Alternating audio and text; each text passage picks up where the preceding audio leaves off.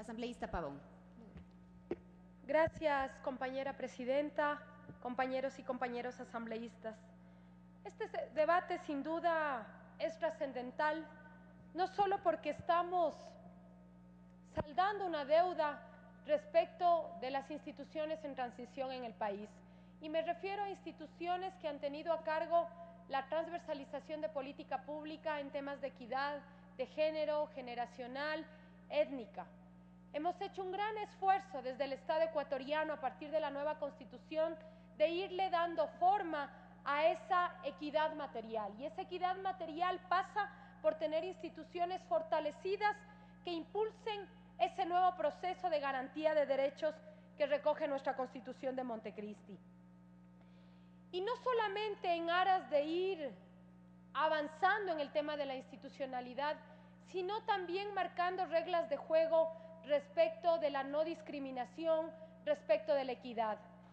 El día martes y el día de hoy en las diferentes intervenciones hemos escuchado esa demanda de dar el salto de la letra de la Constitución a mecanismos reales y efectivos. Y los consejos de la igualdad sin duda son un mecanismo real y efectivo que nos va a permitir ir construyendo colectivamente estos nuevos paradigmas de igualdad y no discriminación. Y en ese sentido, creo que podríamos caer en un riesgo enorme con esta ley. Y el riesgo enorme es pensar que los consejos de la igualdad son el fin de esta ley. Y ahí hay un tema central de discusión que es un tema teórico. Y creo que ese tema teórico lo han planteado organizaciones como la de Mujeres por la Vida, que hizo su presentación el día de hoy, que fue recibida en Comisión General por este Pleno, o que lo ha hecho instituciones como la Defensoría del Pueblo o la Comisión de Transición hacia el Consejo de Equidad de las Mujeres. Para nosotras es fundamental desarrollar esos principios de equidad y de igualdad que están en la Constitución. Y ese es un tema que tiene que ser parte del objeto de esta ley. Y ahí nosotros nos permitimos hacer una reflexión a los compañeros y compañeras que integran la comisión. El objetivo es generar mecanismos que eviten la discriminación y que generen condiciones de igualdad. Ese es el objeto de la ley. Y uno de esos mecanismos son los consejos de igualdad. Por eso creemos que hay que hacer una diferenciación entre el objeto de la ley y las atribuciones que tienen los consejos. Las atribuciones de los consejos no pueden ser el objeto de la ley. Y por eso es que tanto la Comisión de Transición como algunas organizaciones de mujeres y quienes tuvimos la posibilidad en el periodo anterior de presentar leyes de igualdad, como fue el caso de la colega Marisol Peñafiel, insistíamos en que debe haber una parte en la ley de los consejos de la igualdad que nos diga cuál es la equidad que queremos, cuál es la igualdad que queremos, cómo desarrollamos esos principios de igualdad que están en la Constitución. Los mecanismos, en este caso los consejos per se, no pueden estar desconectados de la teoría respecto de la equidad y de los principios que los asambleístas constituyentes en Montecristi tuvieron la claridad de identificar en la Constitución. Y en ese riesgo de mirar únicamente esta ley de los consejos de la igualdad como una ley técnica que incorpora organismos técnicos para la equidad, podemos también no respetar el principio constitucional de 3 elementos que deben tener estos consejos. Y me refiero a 3 atribuciones, básicamente en lo técnico, en lo político y en lo fiscal. Por eso es que yo insisto, los consejos de la igualdad no son únicamente entes técnicos que tienen que transversalizar política pública. Van mucho más allá de la transversalización de la política pública. Posiblemente en el tema técnico haya que trabajar con varias instituciones, incluidas las instituciones del Ejecutivo, para lograr que todo lo que se está haciendo en los distintos ministerios, en las distintas secretarías, tenga este enfoque de equidad. Pero hay ahí una atribución política. Sería un error vaciar a los consejos de la igualdad de esa atribución política. Y esa atribución política tiene clara relación con la transversalización de los derechos humanos en el quehacer del Estado y en la formulación de las leyes. Y un tercer elemento del cual no se le puede vaciar a los consejos es ese rol fiscalizador, porque la observancia, el seguimiento y la evaluación también es tarea de estos consejos de la igualdad.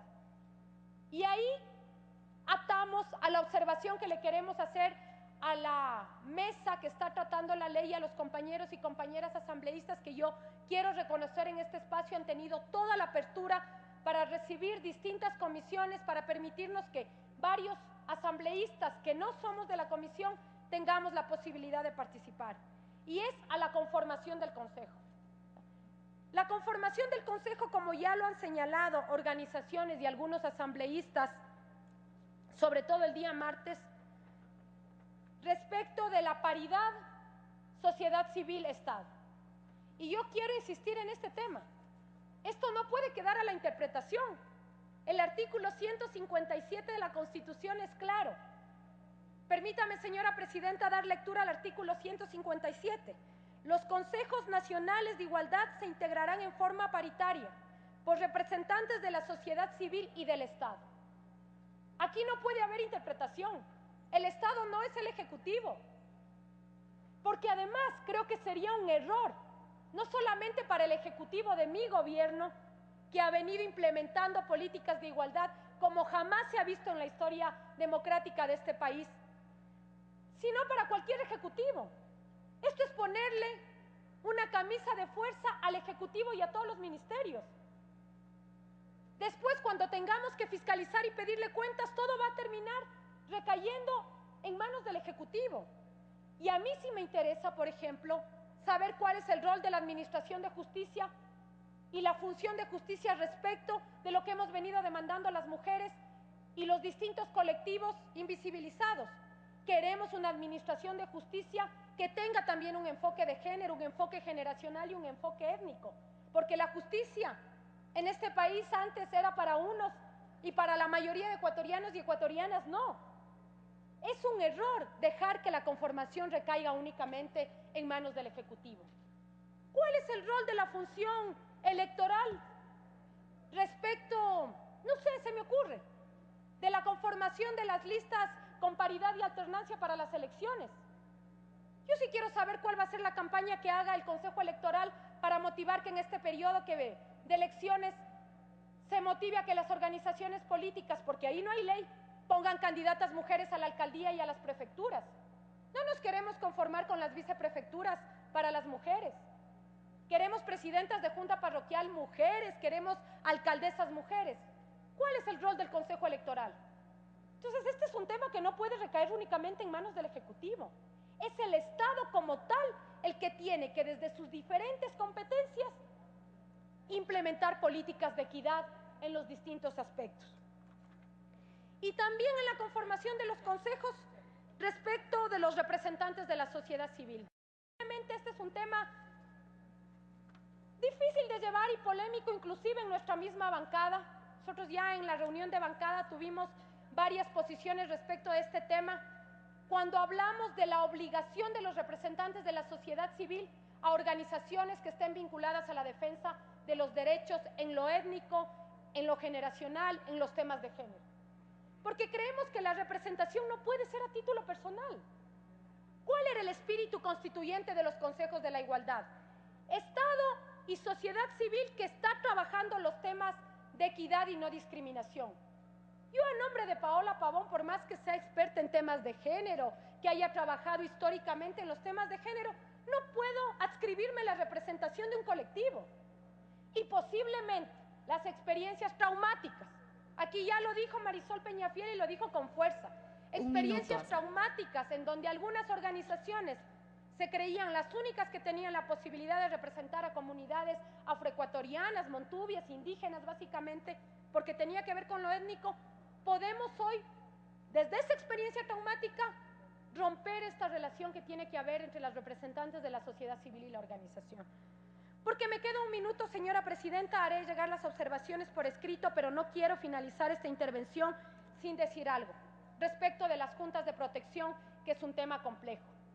Si hay un sistema que ha funcionado respecto de la garantía de derechos, ha sido el que ha venido trabajando con niñez y adolescencia. Posiblemente con errores, como todos, porque tarea de generar equidad no ha sido fácil, pero es un sistema sentado en lo cantonal que ha permitido dos cosas: resarcimiento de derechos y mecanismos vía administrativa que han permitido que no todo termine en la justicia y en la judicialización.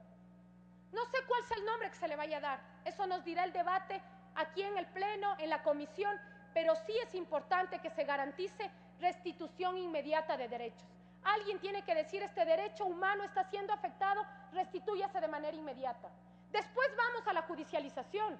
Concluyó su tiempo. Explicamos el proceso, pero restitución es importante. Gracias, señora presidenta. Gracias, compañeros.